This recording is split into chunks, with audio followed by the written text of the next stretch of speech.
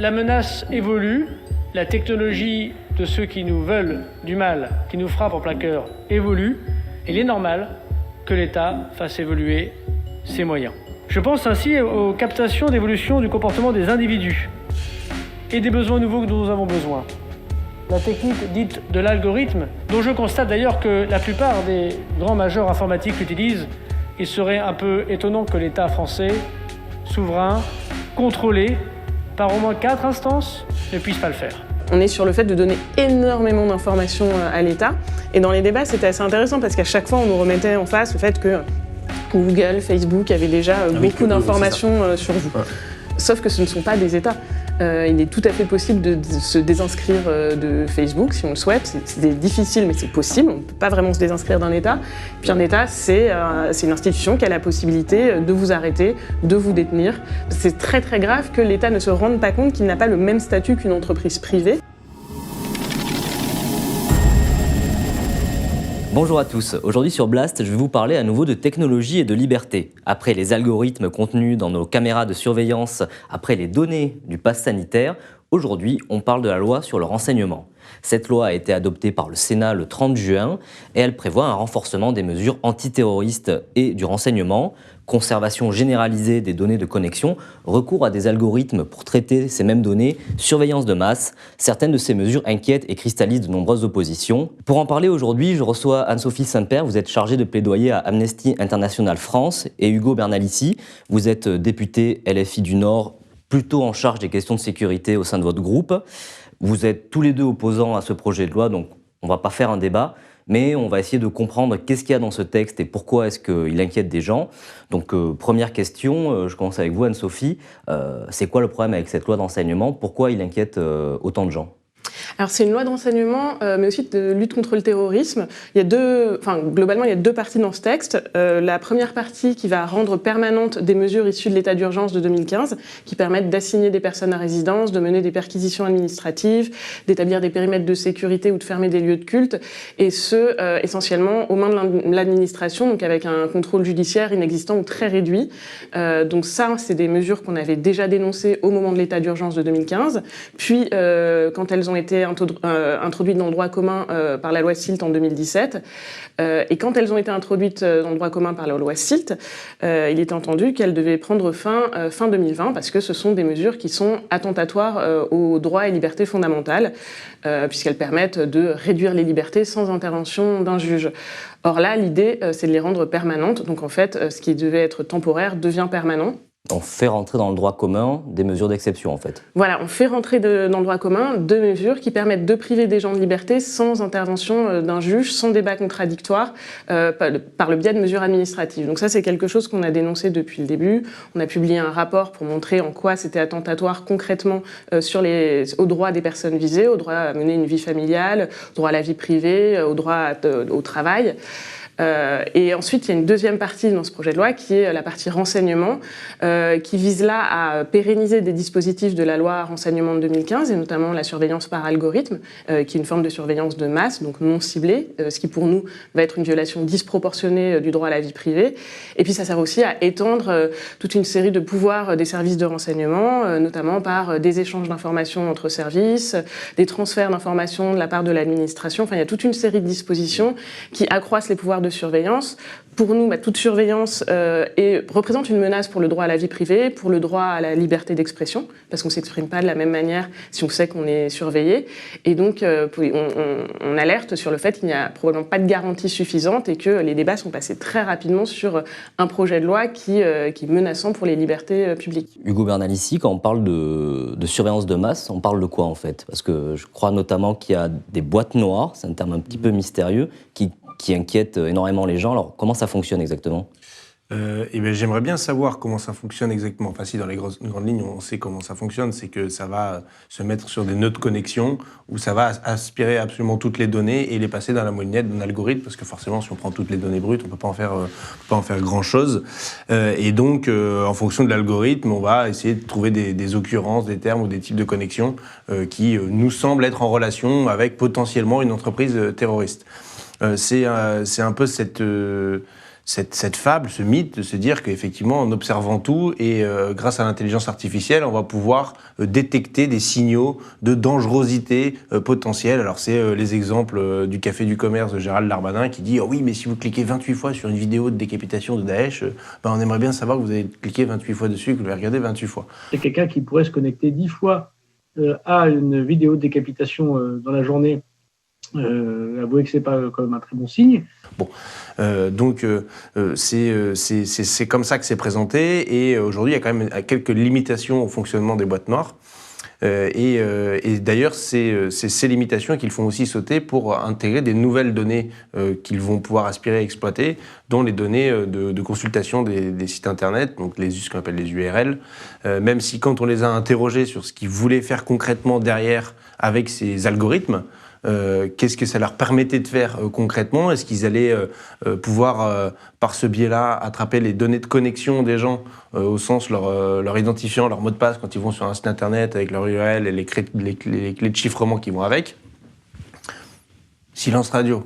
On nous a même dit « Ah non, on ne peut pas vous en parler parce qu'il ne faudrait quand même pas mettre au courant les terroristes de nos méthodes. » Oui, enfin bon, moi j'aimerais bien être au courant en tant que parlementaire de ce qui pourrait arriver à n'importe qui n'est pas mis en cause judiciairement et à qui... À ce stade, on ne reproche rien. Et puis, il y a une autre problématique avec ces algorithmes, ces boîtes noires, c'est que on a le parlementaire d'opposition que je suis a un niveau d'information très disparate sur le sujet. C'est pour ça que je ne peux pas rentrer non plus dans le détail, parce que j'en sais rien au fond. Seuls les parlementaires qui sont dans la délégation parlementaire au renseignement en savent plus. Sauf qu'il y a il y a des représentants de La République En Marche et des Républicains. Dans cette délégation parlementaire au renseignement, il y a des sénateurs aussi, il y a un sénateur socialiste qui existe dans la délégation parlementaire, mais tant qu'on n'y a pas accès, ils ont leur propre niveau d'information, ils nous font, eux, un rapport sur ce qu'ils pensent être proportionné ou pas, utile ou pas de ces boîtes noires et ces algorithmes. Eux disent, c'est génial. Vous ne savez pas... Non, mais non, parce eux disent c'est génial, et par contre, il y a eu une fuite dans la presse, dans le journal Le Monde, qui faisait état d'un rapport que le gouvernement a remis aux parlementaires de la délégation parlementaire renseignement, rapport qui n'est pas public, et qui, lui, stipule que ces boîtes noires, ces algorithmes, n'ont débouché sur aucun objectif opérationnel. Donc une fois qu'on arrive à échéance du dispositif pour examiner la loi, il y a deux choix, quoi. Il y a soit on dit, ça n'a débouché sur aucun objectif opérationnel, donc ça ne sert à rien, et c'est tout à fait disproportionné, attentatoire aux libertés, puisqu'on peut tout surveiller ce que vous faites sur Internet, et en contrepartie, on a déjoué aucun attentat. Ou alors on fait ce que demandent les services de renseignement et ce que nous vend La République En Marche, c'est dire ah oui mais c'est parce que on ne capte pas 100% des données, on ne capte pas tout, et donc du coup il faut aller encore plus loin dans ce qui est attentatoire aux libertés. Et derrière il y a même des sujets de souveraineté en soi, parce que traiter des données en masse comme celle-là, ça demande des logiciels et des algorithmes assez puissants qu'aujourd'hui on ne sait pas faire. En France. Et donc, on dépend des Américains, de Palantir, qui est la société américaine. Des logiciels. Voilà, et dont le principal client est la CIA. La CIA font bien ce qu'ils veulent avec Palantir, je m'en fiche. C'est juste que, pour ce qui est de la France, je m'en fiche un peu moins. Et on l'a vu, à plusieurs étapes, l'imbrication des services de renseignement français et américains, qui font que, pour moi, il y a un biais y compris dans le milieu du renseignement. Il y a eu un certain nombre d'articles sur les backdoors qui étaient installés dans les logiciels américains pour renseigner les services de renseignement. Il y a eu des scandales sur le fait que les Allemands et que François Hollande avaient été surveillés, Angela Merkel et tout ça. On n'avait pas protesté à l'époque, mais cette dépendance, y compris des Américains sur les méthodes de renseignement, est assez préoccupante. Puis on voit que c'est aussi pour vendre des choses, quoi. On vend des produits de sécurité et on va de plus en plus loin.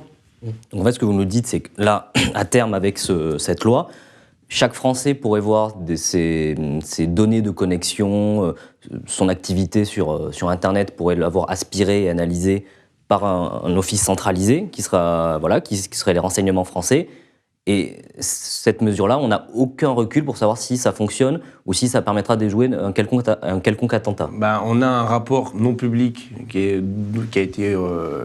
dont Le Monde fait état, qui dit que ça n'a débouché sur aucun objectif opérationnel. Et on a des rapports des parlementaires de La République En Marche et des Républicains qui nous disent « Ah si, les services de renseignement sont très contents ». Mais moi, en plus, je ne disconviens pas que les services de renseignement ont peut-être appris des choses par ce biais-là. Mais ils n'ont pas appris des choses qui ont servi à lutter et à déjouer des attentats. Voilà. Donc est-ce que c'est utile et proportionné? Non, je ne pense pas que ce soit utile et proportionné. Et cette fuite en avant permanente, on le voit, c'est-à-dire qu'au départ, si je reviens sur les mesures de la loi sécurité intérieure, lutte contre le terrorisme, sur le début de l'article qu'on va prolonger, quand on a mis une date d'échéance en 2017, enfin moi quand je dis on, je m'opposais au texte, donc je me sens tout à fait libre de le critiquer évidemment, mais quand les dates ont été mises de clause de revoyure, certains disaient justement que c'était une clause de revoyure. Pourquoi ? En fait, il y a une embrouille qui a été faite pour que les parlementaires qui pouvaient se poser des questions ne s'en posent pas trop. On leur a dit non mais oui, c'est disproportionné, oui, c'est un peu exorbitant du droit commun, mais vous inquiétez pas, on a mis une date de fin. C'est vraiment parce que là, il y a la menace, et s'il n'y a plus la menace, on va le retirer. Mais non, leur objectif n'a jamais été de retirer ces dispositions. C'est juste pour faire passer les choses. On met une date de fin en disant « rassurez-vous », et le moment venu, on a dit « ah, mais on ne peut plus s'en passer, les services de renseignement le demandent, et si vous les retirez, vous êtes même accusés d'être laxistes, voire même complices des terroristes, et de vouloir faciliter leurs assassinats et leurs attentats. » Je vais vous dire, si cette loi empêche un seul attentat, sauve une seule vie, épargne une seule famille de ce drame que le terrorisme, de ce drame qu'est l'islamisme, alors on aura gagné. Comment pouvez-vous être opposé à l'examen de cette motion, à l'examen du texte par cette motion? Qui cherchez-vous à câliner dans le sens du poil? Donc il y a cette fuite en avant permanente, et heureusement qu'on a des associations, des ONG comme Amnesty et comme beaucoup d'autres, Ligue des droits de l'homme, etc., qui rappellent les principes qu'on est censé poursuivre quand on fait une loi. C'est pas open bar, quoi. Et là, en cette matière de renseignement et de lutte contre le terrorisme, on voit qu'il n'y a plus de limites. Et en ayant introduit le concept de dangerosité, ça permet absolument tout. C'est des concepts vagues qui sont extrêmement ouverts, en fait, et qui peuvent totalement dépasser le cadre de la simple lutte contre le terrorisme. Alors, pour l'instant, on n'a pas d'éléments montrant que les mesures de la loi SILT étaient utilisées pour autre chose que la lutte contre le terrorisme. Pour le renseignement, c'est un autre sujet, parce que le renseignement ne sert pas qu'à lutter contre le terrorisme. Sur les mesures de la loi SILT, un point qui est important, c'est que cette clause de revoyure, c'était aussi un peu l'idée qu'on allait voir si ça servait à quelque chose, évaluer. Et dès le départ, la rapporteure spéciale des Nations Unies avait demandé à la France de mener une évaluation indépendante sur les impacts de ces mesures sur les droits humains. C'est quelque chose qui n'a jamais été fait. On avait demandé à minima, alors sachant que nous on est contre les mesures par principe parce que c'est une violation au droit au procès équitable, il n'y a pas de contradictoire, on peut être sanctionné sans avoir droit à un procès pour se défendre sur la base d'éléments flous et issus des services secrets donc auxquels on n'a pas accès. Mais même ce principe de faire une évaluation avant de prolonger n'a pas été suivi. Pour revenir sur la surveillance de masse, on a un peu parlé de l'efficacité dont on n'est pas vraiment informé. Amnesty International, on est contre de toute façon la surveillance de masse. C'est-à-dire que pour nous, ce sera forcément une violation disproportionnée du droit à la vie privée, la surveillance, et donc ça au sens large, et c'est pas uniquement pour la lutte contre le terrorisme que la surveillance est utilisée. C'est utilisé pour surveiller les mouvements sociaux, pour surveiller différentes tendances dans la société. Et pour nous, ça ne doit pas être généralisé. Et on ne peut mettre en place des mesures de surveillance que si elles sont ciblées, sur la base de preuves qu'une personne se livrerait à des comportements répréhensibles et sous le contrôle d'une autorité indépendante, donc ça pourrait être un juge. Et c'est pas du tout ce qui est en train d'être mis en place, enfin ce qui est mis en place et prolongé en France. Et en 2015, quand la loi renseignement avait été votée, il y avait eu beaucoup de mouvements de protestation. On était à l'époque des révélations de Snowden qui révélaient ce type de pratique dans d'autres pays. Edward Snowden, qui est un agent de la CIA, qui a fait défection et qui a révélé un certain nombre de données sensibles qui montraient que les États-Unis avaient mis en place un système d'espionnage généralisé, même chez leurs alliés, au niveau mondial, notamment avec ces algorithmes. C'est ça. Voilà, globalement, c'est ça. Et c'est vrai qu'aujourd'hui, c'est un peu inquiétant de voir que des mesures aussi attentatoires aux libertés passent mais très rapidement, avec très peu de débats. Et il y a un effet d'habitude sur la perte de liberté qui, nous inquiète beaucoup. Amnesty International, on travaille sur le monde entier. Et il y a énormément de pays où ces systèmes de surveillance sont utilisés contre des opposants politiques, contre des défenseurs des droits humains. Donc là, aujourd'hui, on dit oui, en France, c'est utilisé de manière raisonnable et proportionnée. Ce sont des outils qu'on met en place et qui serviront quel que soit le gouvernement en place. Et qu'on est en train d'ancrer dans la législation française. Parce qu'il y a aussi la question, je crois que c'est l'article 7, qui pose la question de la coopération entre les services. C'est-à-dire que les données récupérées dans le cadre du renseignement et potentiellement de la lutte contre le terrorisme peuvent être, si elles sont pertinentes, transmises à d'autres services de police qui peuvent s'en servir. Enfin, c'est ce que j'ai compris en lisant. Donc voilà, on peut imaginer notamment que cette surveillance, elle peut servir pour lutter contre, ou en tout cas pour surveiller des mouvements sociaux ou des mouvements quasi insurrectionnels, je pense notamment aux Gilets jaunes. C'est des technologies, on peut imaginer, qui pourraient être très utiles pour surveiller ce type de mouvement. Alors c'est déjà prévu dans la loi, c'est-à-dire que les motifs qui permettent de mettre en place des mesures de surveillance sont extrêmement larges et importants, et on l'avait dénoncé en 2015. Ça va de la lutte contre le terrorisme, mais également à la lutte contre les violences collectives. Et donc évidemment, des mouvements qui sont perçus comme violents, comme les Gilets jaunes, peuvent être inclus et sont déjà inclus.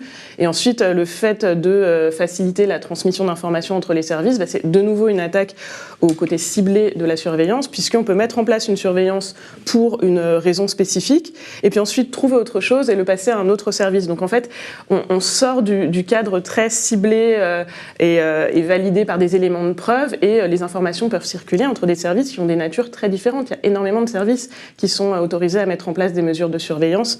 Donc pour nous, ça devient très large et difficilement contrôlable.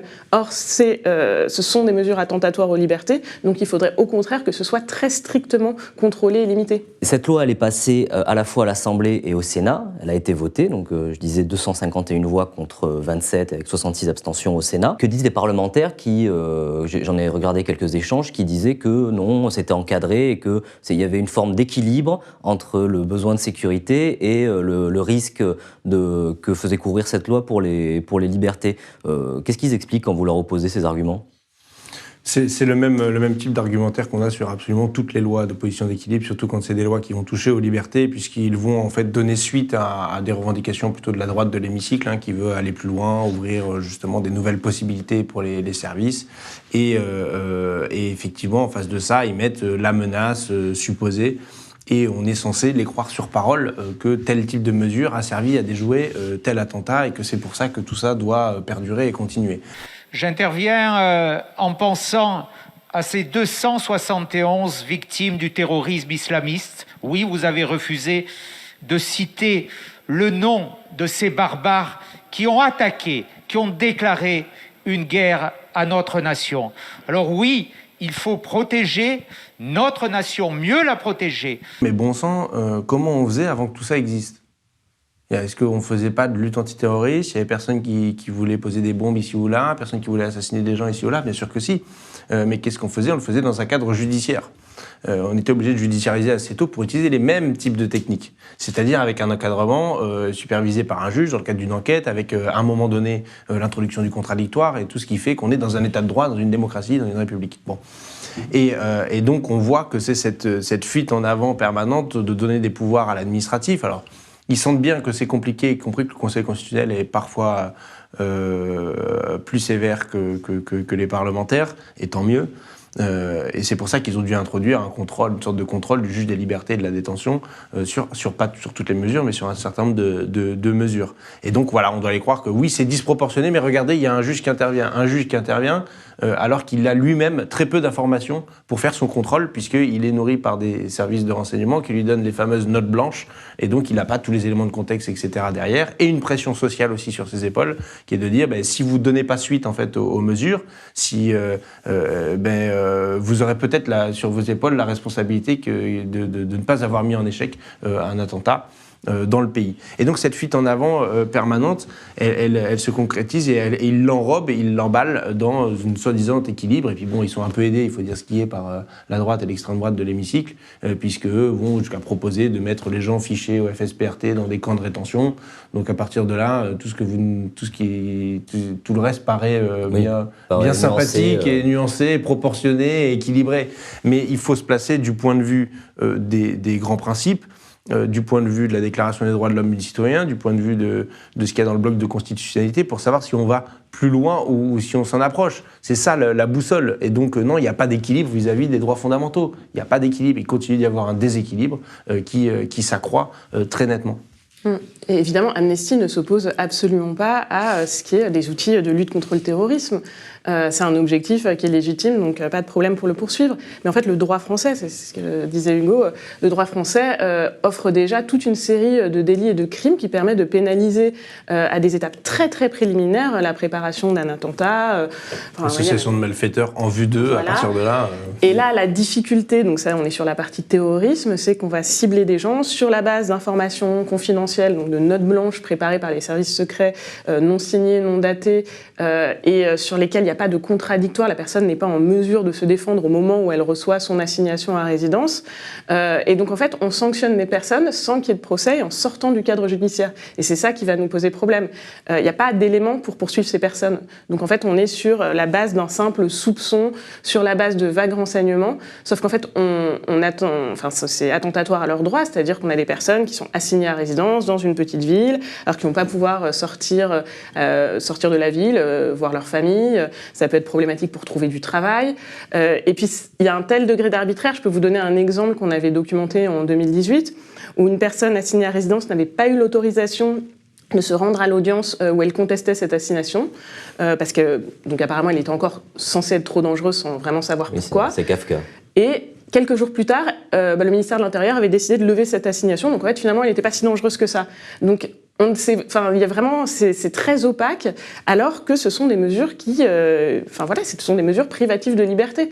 Et pour nous, c'est extrêmement grave de sortir du cadre judiciaire pour mettre des mesures privatives de la Il faut qu'il y ait une intervention d'un juge, il faut qu'il y ait un débat contradictoire, il faut que les personnes soient en mesure de se défendre.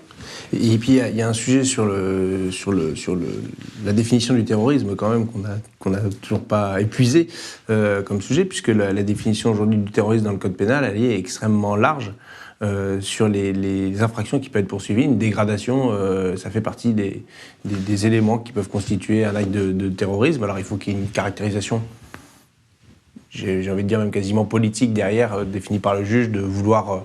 d'avoir l'intention de faire peur, etc. Oui, parce qu'il y a une sorte de surenchère. Enfin, l'autre jour, lorsqu'Attaque a mis de la gouache sur la Samaritaine, il y a eu des gens pour appeler à la dissolution d'Attaque. Oui. Le terme terrorisme n'a pas été prononcé, mais on n'était pas très loin. On est dans un moment, et c'est pour ça que les concepts flous type dangerosité permettent ensuite d'imbriquer tout ce qu'on veut dedans. Il avait été dit, par exemple, que le dealer qui a assassiné un policier était un séparatiste, du coup. Les séparatistes sont potentiellement des terroristes en puissance. Et Marlène Schiappa vous explique ensuite la semaine suivante que la loi antiterroriste au Sénat, elle explique que c'est pour lutter contre les ennemis de la République.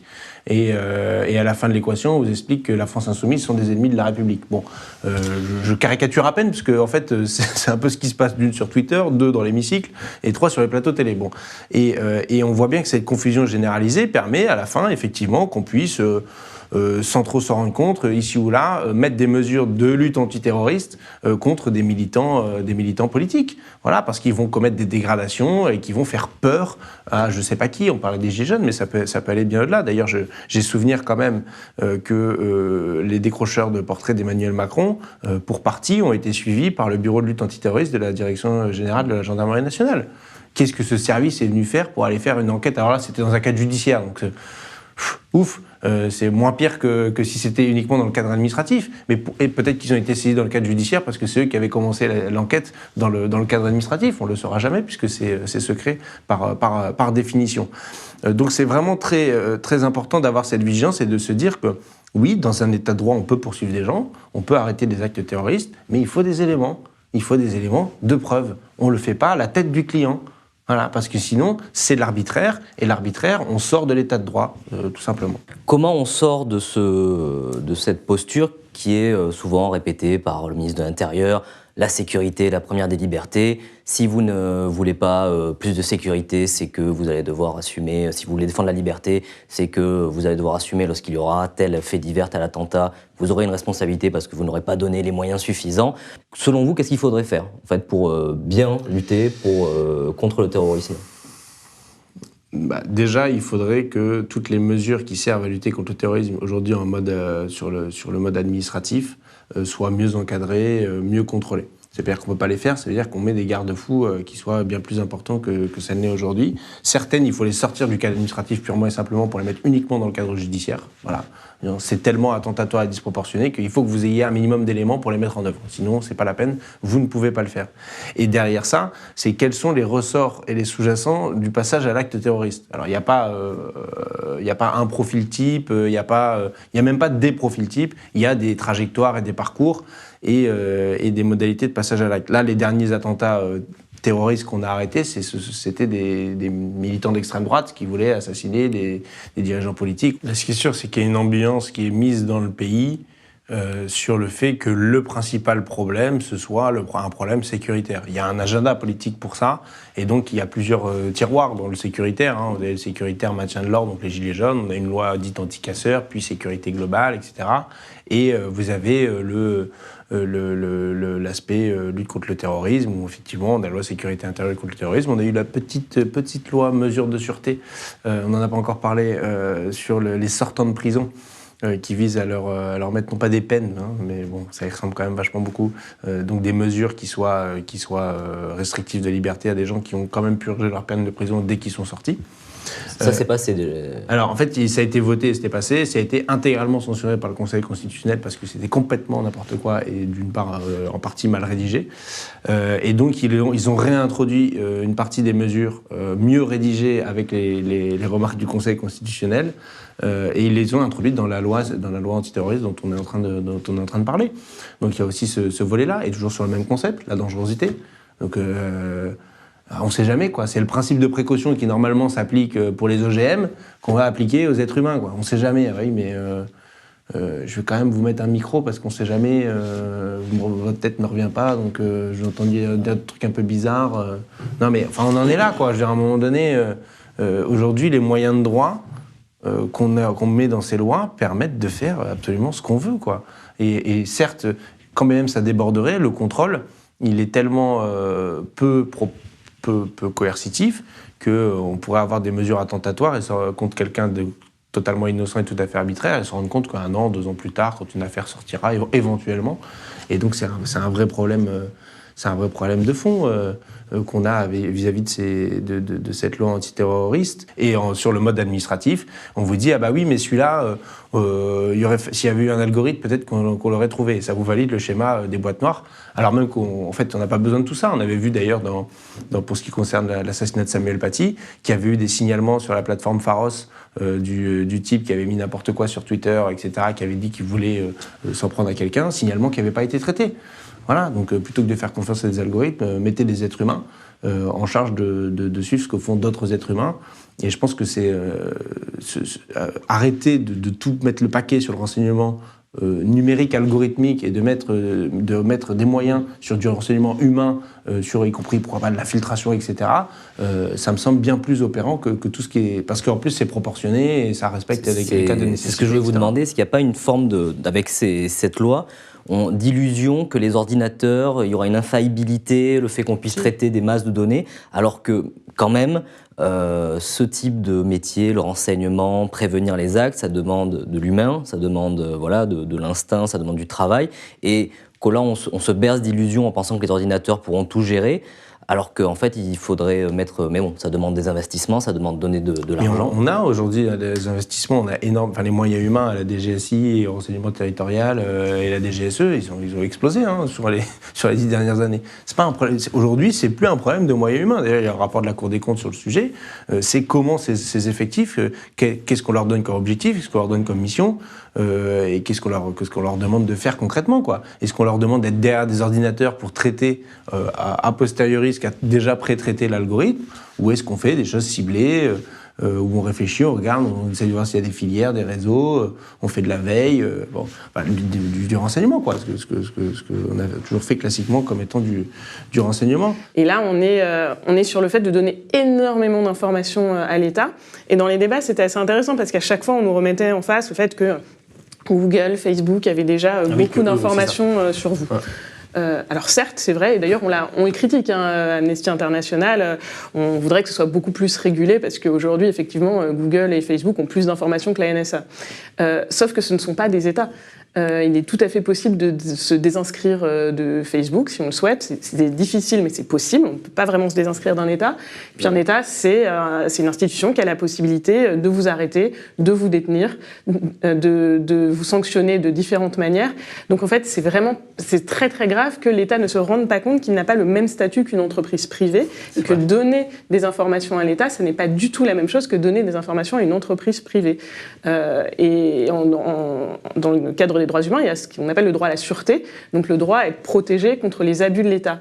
Et là, on est en train de donner énormément d'informations à l'État dont il peut faire un usage abusif. Alors certes, aujourd'hui, les décideurs nous disent « mais non, on est très raisonnable, c'est proportionné », mais en fait, ils sont en train de créer des lois qui vont durer et ils sont en train de donner énormément de pouvoir à l'État pour éventuellement, un jour, si on est sur un gouvernement qui est pas très soucieux des droits humains, sanctionner des mouvements qui lui déplaisent, sanctionner des gens qui lui déplaisent de manière arbitraire, puisqu'en fait, on aura ouvert la voie à tout ça avec très peu de garanties. C'est pour ça que nous, on demande aujourd'hui des garanties parce que voilà, l'État peut vous arrêter et peut vous mettre en prison. Et c'est le cas dans tous les pays. Et on alerte sur ces risques-là dans tous les pays. Et on a des exemples dans énormément d'États où les opposants politiques sont arrêtés parce qu'il y a ce cadre qui ne respecte pas les droits humains, qui avait été mis en place à un moment et qui est utilisé ensuite à mauvais escient. Les techniques de surveillance, elles sont utilisées pour tout un tas de comportements illicites, risqués, répréhensibles. Donc c'est pas du tout limité au terrorisme. Et les objectifs. Et du coup, la confusion qui est entretenue, elle est problématique et préjudiciable. Si on regarde les objectifs qui permettent de mettre en œuvre une technique de surveillance sur une personne, certes, il y a les actes terroristes, mais il y a aussi la protection des intérêts économiques de la France. Il y a aussi la lutte contre les violences collectives. Enfin, c'est très, très, très large. C'est trop large, d'ailleurs. Il faudrait vraiment réduire et préciser ce qui permet de surveiller une personne, parce que c'est une mesure assez grave. Mais il y a tout un tas d'objectifs. Et en présentant les techniques de surveillance comme uniquement des techniques destinées à lutter contre le terrorisme, on met de côté le débat sur tout le reste, parce qu'on peut surveiller des individus pour autre chose. Il y a d'autres crimes qui méritent éventuellement qu'on place une personne, d'autres risques de crimes qui méritent qu'on place une personne sous surveillance. Mais en fait, il faut que ce soit encadré. On va vers quoi, là ? C'est-à-dire, la loi est passée au Sénat. Je vous ai vu tweeter hier un peu énervé contre Valérie Rabault et Olivier Faure, qui, vous dites, ont refusé de saisir le Conseil constitutionnel sur cette loi. Oui. Donc maintenant, qu'est-ce qui reste comme recours pour des opposants comme vous à cette loi ? Une mobilisation peut-être des associations ? Ou est-ce qu'il reste des recours parlementaires ? Il y a les sénateurs. J'espère qu'ils feront un recours. J'ai cru comprendre qu'il y aurait des recours au Sénat. Donc, c'est toujours ça de prix. Donc, s'il y a un recours, s'il y a une saisine du Conseil constitutionnel du côté sénateur, ça permettra aux associations de faire ce que tout le monde fait d'habitude, c'est des contributions externes, dites porte étroite pour les intimes, pour ceux qui connaissent ça bien. Et puis après, espérer que le Conseil constitutionnel censure des dispositions de la loi. Oui, je suis pas content parce que les socialistes, sur des textes comme ça, au moins pour faire respecter les libertés, les grands principes, on devrait pouvoir être en capacité de saisir le Conseil constitutionnel. Mais en fait, en vérité, il y a un problème. Ils ont un problème politique, c'est que le vote en première lecture, si vous avez la curiosité d'aller voir, vous avez une partie des socialistes présents qui ont voté pour le texte, une partie qui s'est abstenue et une partie qui a voté contre. Bon, voilà, donc il faut déjà résoudre leurs propres problèmes politiques, et ils en ont un, c'est que le point de départ des lois qui sont prolongées, des dispositifs qui sont prolongés, date de 2015 ou de 2016, c'est-à-dire sous le gouvernement précédent. Ah, mais là, c'est à eux de résoudre leur propre équation politique, de dire peut-être qu'ils sont allés trop loin, et même sans ça, je veux dire, juste de se dire... Il pourrait être sur la position de dire en 2015-2016, ce qu'on a fait était tout à fait équilibré, là ça va trop loin, donc on saisit le Conseil constitutionnel. Bon, il y a encore un peu de temps, parce que tant que la lecture définitive n'est pas passée, c'est-à-dire la semaine prochaine, le 15 juillet, on a encore un petit peu de temps pour essayer de les convaincre de saisir le Conseil constitutionnel. Et après, le Conseil constitutionnel, lui, à chaque fois, il censure, mais plus on avance, plus sa jurisprudence, elle laisse des marges de manœuvre importantes aux législateurs, en fait, en réalité. Là, les mesures de sûreté, quand il y a eu la censure complète la dernière fois, c'était pas une censure complètement sur le fond de dire les mesures de sûreté sont problématiques, c'est la manière dont vous l'avez rédigé peut faire en sorte qu'une personne ait plusieurs mesures de sûreté en même temps, et ça va pas, c'est disproportionné. Donc rédigez mieux votre truc, et ça passera. Voilà. Et donc, ils repoussent les limites et les frontières de ce qui est acceptable constitutionnellement. Et Amnesty, vous avez prévu quelque chose continuer à vous mobiliser contre la loi ? Alors nous, on n'est pas en mesure de saisir le Conseil constitutionnel, donc on va laisser les parlementaires faire leur travail. En fait, on va continuer à travailler sur ce sujet. Ensuite, c'est un peu désespérant parce que, en fait, cette loi a pas grand-chose de nouveau. C'est voilà, c'est la continuation. 2015-2017. Voilà, 2015-2017.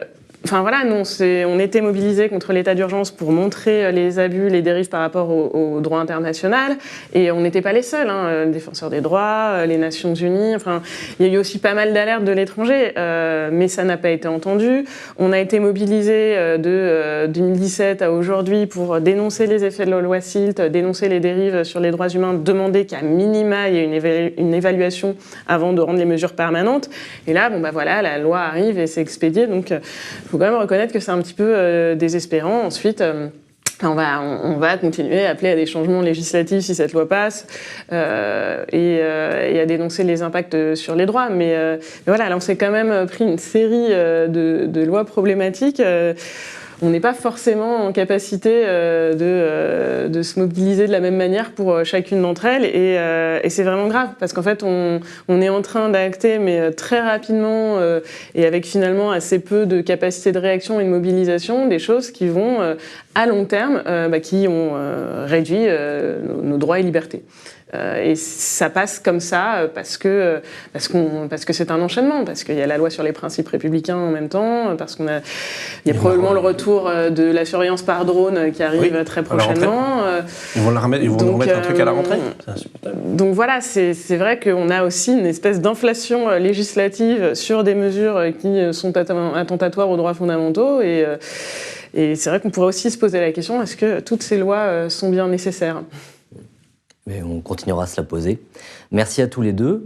Cet entretien est terminé. S'il vous a plu, n'hésitez pas à activer la cloche pour ne rater aucun de nos contenus. Et si vous le pouvez, abonnez-vous sur blast-info.fr. L'information indépendante a un prix et nous n'existons que grâce à vous. Et moi, je vous dis à très bientôt.